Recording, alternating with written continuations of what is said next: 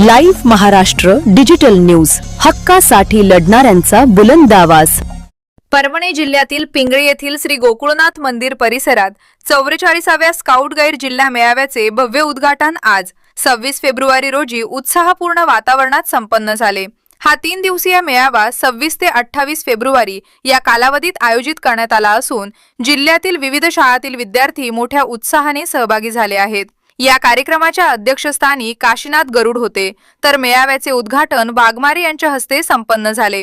यावेळी पिंगळीचे सरपंच अंगद गरुड, उपशिक्षणाधिकारी मोरे तसेच इतर मान्यवरांची उपस्थिती लाभली। मेळाव्यात विद्यार्थ्यांच्या सर्वांगीण व्यक्तिमत्व विकासासाठी विविध स्पर्धांचे आयोजन करण्यात आले आहे। पथसंचलन, तंबू उभारणी, बिनभांड्याचा स्वयंपाक, शेकोटी कार्यक्रम, बँड पथक स्पर्धा, मानवी मनोरे तसेच प्रथमोपचार स्पर्धा अशा विविध उपक्रमांद्वारे विद्यार्थ्यांमध्ये नेतृत्व गुण, शिस्त, आत्मविश्वास आणि जबाबदारीची भावना विकसित केली जाणार आहे।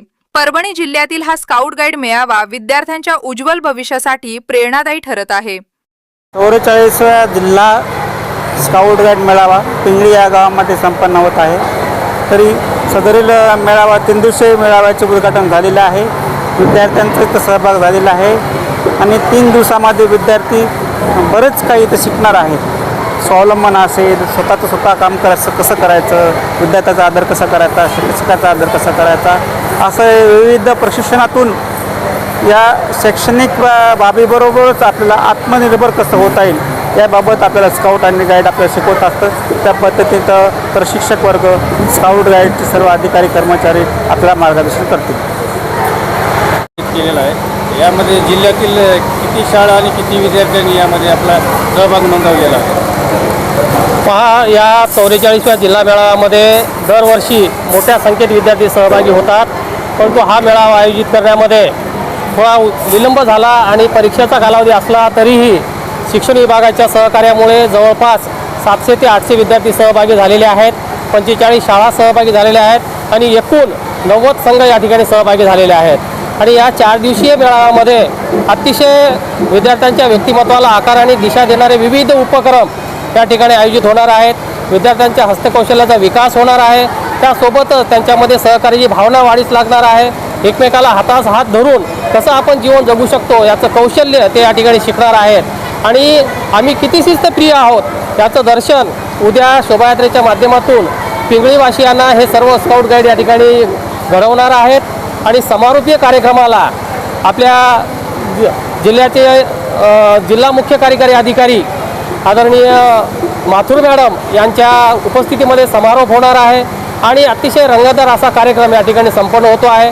सोबतच श्री गोकुळनाथ मंदिर या परिसरामध्ये एवढं सुंदर वातावरण आहे, सगळ्या भौतिक सुविधा आहे, या ठिकाणी स्वच्छता आहे आणि अतिशय सुंदर पद्धतीने या ठिकाणी तंबूची उभारणी करण्यात आलेली असल्यामुळे जे या ठिकाणी पाहण्यासाठी जे नागरिक येत आहेत ते अतिशय समाधान व्यक्त करत आहेत।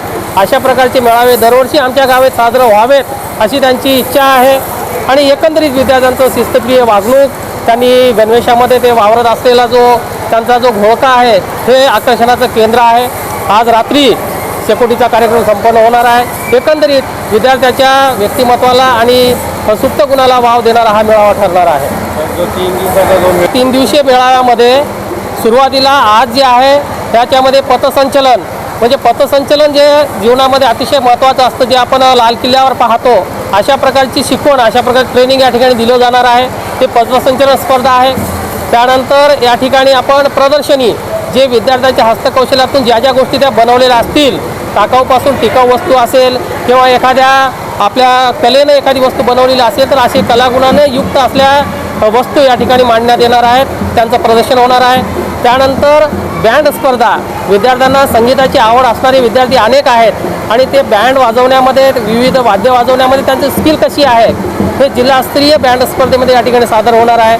आणि उद्या सकाळी तंबू निरीक्षण होणार आहे। तंबू निरीक्षण म्हणजे आपलं जे तंबू उभारलेलं आहे त्या तंबूचं जे परिसर आहे ते किती नीटनेटकेपणाने सुशोभीकरण करतात, त्या ठिकाणी स्वच्छता कसे ठेवतात, त्यानंतर विविध गॅजेटचे स्टूल त्या ठिकाणी ते उभे करणार आहेत।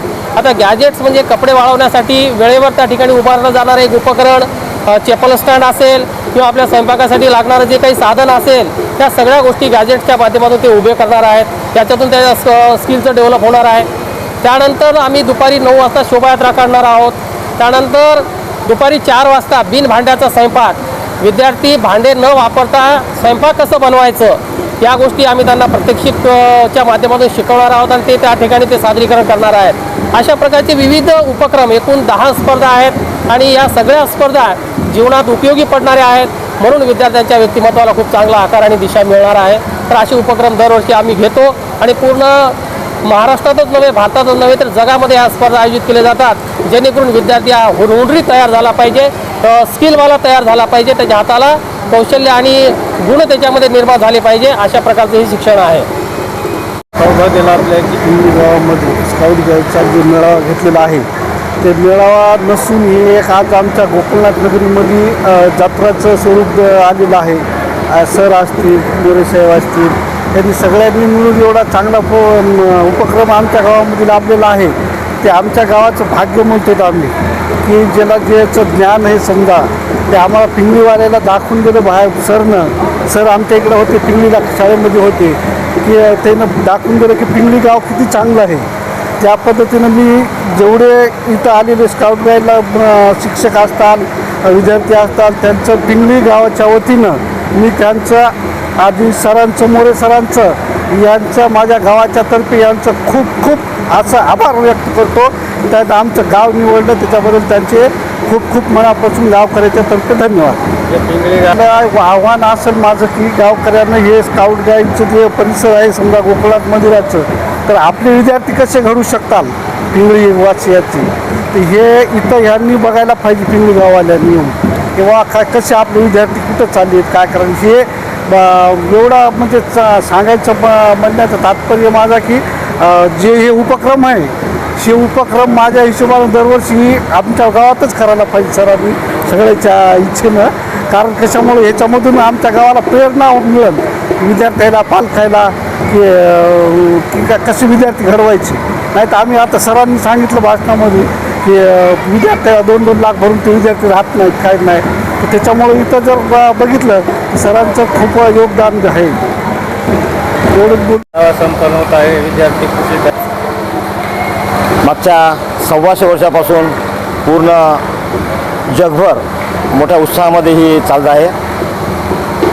विद्यार्थी दशेमध्ये विद्यार्थ्यांना सर्व दृष्टीने विद्यार्थ्यांचा सर्वांगीण विकास कसा साधला जाईल, मग चित्रशिल्प आहे, नृत्यनाट्य आहे, गायन वादन आहे, ज्या मुलांच्या अंगामध्ये असणारे सुप्त गुण आहेत त्या सुप्त गुणांचा विकास करत या देशाचा सुजाण नागरिक, मूल्यवान नागरिक, देशाप्रती म्हणजे अभिमान निर्माण होणारा नागरिक कसा घडता येईल आणि स्वतःची कामं स्वतः करत दुसऱ्यावर आपण डिपेंड न होता राहता स्वतःची कामं स्वतः करत आपल्या जीवनामध्ये, वैयक्तिक जीवनामध्ये कसा विकास साधता येईल याचा प्रयत्न सातत्यानं स्काउट मास्टर हे विद्यार्थ्यांच्या जीवनामध्ये करण्याचा प्रयत्न करतात.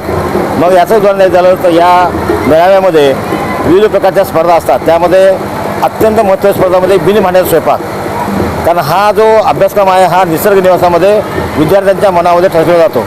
मग निसर्गामध्ये असताना ज्या येणाऱ्या अडचणी आहेत त्या अडचणीवर मात करत उपलब्ध परिस्थितीमध्ये, उपलब्ध साहित्यामध्ये आपलं जीवन कसं आपल्याला पुढे नेता येईल, अडचणीवर कशी मात करता येईल, हे महत्त्वाचं शिक्षण या चौच्या माध्यमातून विद्यार्थ्यांना दिलं जातं. मग त्यामध्ये विविध प्रकारचे प्रकल्प आहेत, गॅजेट्स आहेत, विविध प्रकारच्या कला आहेत, विविध प्रकारचे ब्रिज आहेत, टावर आहेत, अशा अनेक माध्यमातून विद्यार्थ्यांना आम्ही घडवण्याचा प्रयत्न करतो. आणि या देशाचा एक स्वावलंबी नागरिक कसा निर्माण होईल, एक राष्ट्राभिमानी नागरिक कसा निर्माण होईल याचा सातत्यानं या स्काउट गाईडच्या माध्यमातून बालबळावर आम्ही निवडण्याचा प्रयत्न करतो आणि देशाचा एक स्वतः नागरिक घडवण्याचा आमचा एक छोटा प्रयत्न असतो. हीच शिकवण या विद्यार्थ्यांना या मेळाव्याच्या माध्यमातून मिळते. 3 दिवस विद्यार्थी अत्यंत अगदी आनंदानं या परिसरामध्ये राहतात. स्वतःचा स्वयंपाक स्वतः करणे, स्वतः खाणे, स्वतःची कामं स्वतः करणे, कपडे स्वतः धुणे, भांडी स्वतः घासणे, अशा विविध प्रकारचे कामं हे विद्यार्थी स्वतः करत असतात. आणि यातूनच उद्याचा या देशाचा एक धष्टपुष्ट आणि सुजाण नागरिक निर्माण होणार आहे याचा आम्हाला निश्चितपणे आत्मविश्वास आहे.